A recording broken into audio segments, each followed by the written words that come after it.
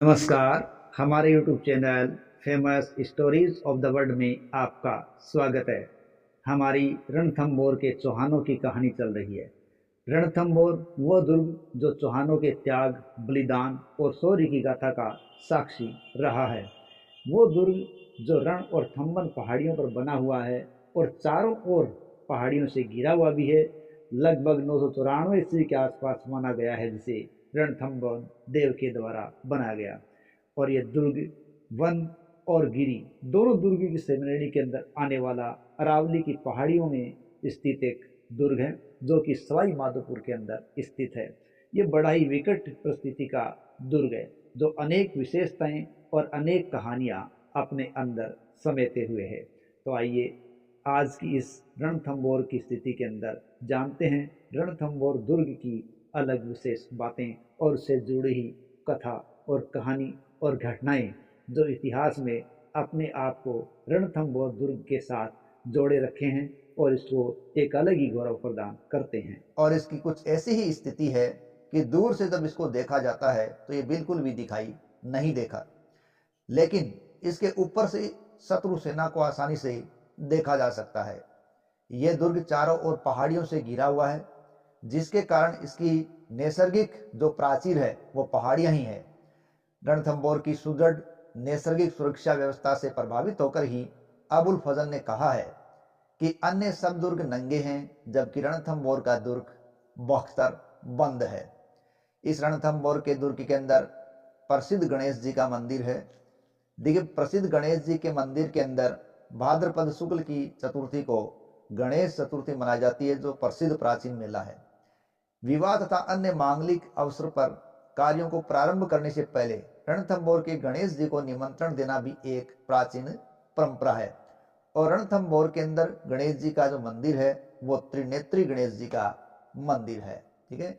इसके अलावा रणथंभौर के इस दुर्ग के अंदर पीर सदरुद्दीन की दरगाह भी है।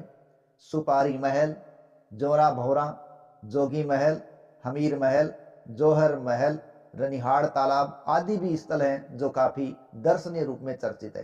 अजमेर के चौहान शासक पृथ्वीराज चौहान जब 1192 की तराइन के दूसरे युद्ध में हार गए तो मोहम्मद गोरी का यहाँ पर कब्जा हो गया और उसने पृथ्वीराज चौहान के पुत्र गोविंद राज को उनकी गद्दी पर बिठाया था।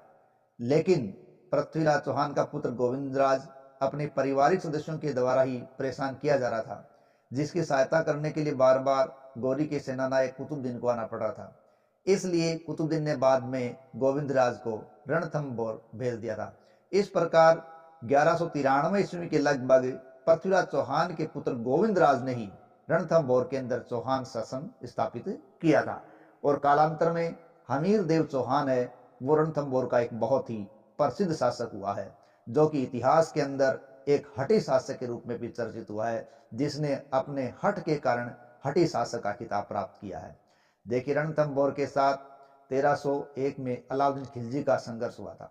अलाउद्दीन खिलजी ने जब यहाँ युद्ध किया, आक्रमण किया, तो उस युद्ध के दौरान वीर हमीर है वो वीर गति को प्राप्त हो गए थे और 13 जुलाई 1301 में रणथंभौर पर अलाउद्दीन को अधिकार हुआ था और यहाँ साका हुआ था। कहते हैं कि लगभग 13,000 महिलाओं और लड़कियों ने यहाँ जल जोहर किया था। तो ये एक पहला साका के रूप में भी देखा जाता है। अलाउद्दीन खिलजी के रणथंभौर पर आक्रमण करने का मुख्य कारण क्या था कि अलाउद्दीन खिलजी ने इसलिए आक्रमण किया क्योंकि खिलजी का एक सेनापति मोहम्मद शाह खिलजी से विद्रोह करके या रणथंभौर में हमीर देव चौहान के पास शरण लेने आ गया था और अलाउद्दीन खिलजी ने उसे वापस मांगा ताकि वो दंडित कर सके, लेकिन हठी हमीर ने उसे वापस सौंपने से इनकार कर दिया। इसलिए अलाउद्दीन खिलजी ने इनको दंडित करने के लिए ही रणथंभौर पर आक्रमण किया था। इस प्रकार ये युद्ध 1301 में हुआ और साका हुआ या जलजोहर हुआ, हमीर है वो इसमें काम आया। अलाउद्दीन के साथ प्रसिद्ध इतिहासकार अमीर खुसरो इस युद्ध में कहते हैं साथ था। इसके पश्चात मुगल सम्राट अकबर ने रणथंभौर पर 1569 में अभियान किया था और उस समय रणथंभौर के शासक थे बूंदी के राव सुरजनहाड़ा। ये इस दुर्ग के अधिकारी थे। लगभग महीने के ज़्यादा समय तक यहाँ मुगल सेना का घेरा पड़ा रहा, लेकिन कुछ रिजल्ट नहीं निकला। बाद में आमेर के शासक भगवंत दास ने प्रयास किया और रणथंभौर के शासक सुरजनहाड़ा से बातचीत करके इस प्रकार की परिस्थिति पैदा की कि सुरजनहाड़ा ने स्वतः ही किले की कुंजियां हैं वो अकबर को सौंप दी। इस प्रकार 1569 में रणथंभौर पर मुगलों का अधिकार हो गया था।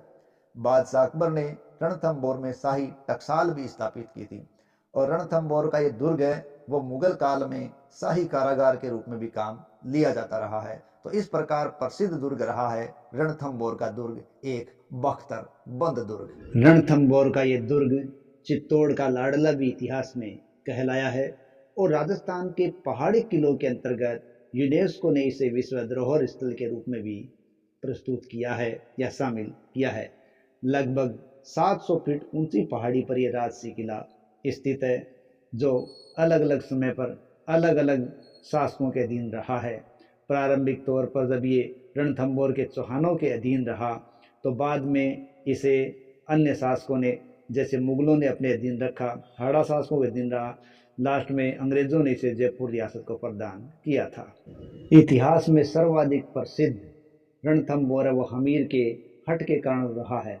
वो हमीर देव जिसने 19 वर्षों तक शासन किया था और एक स्वर्णिम युग दिया था, जिसने 17 युद्ध किए और 13 युद्ध में वो विजय रहा था। उसके पश्चात तो करीब 1 शताब्दी तक ये चित्तौड़ के महाराणाओं के अधिकार में भी रहा था और घायल राणा सांगा को इलाज के लिए इसी जगह लाया भी गया था। और यही वो दुर्ग है जब अलाउद्दीन खिलजी ने 1301 में यहाँ पर आक्रमण किया था, उस समय उसका सेनानायक नुसरत खां यहीं पर दीवार की मरम्मत करते हुए मारा गया था। इस प्रकार का दुर्ग है वो अनेक कथाओं का, अनेक घटनाओं का साक्षी रहा है और चौहानों की वीर गाथा की तो बात ही क्या, जिससे हमीर जैसे हठी स्वभाव वाले शासक ने अविस्मरणीय बना दिया है। जय हिंद, जय भारत।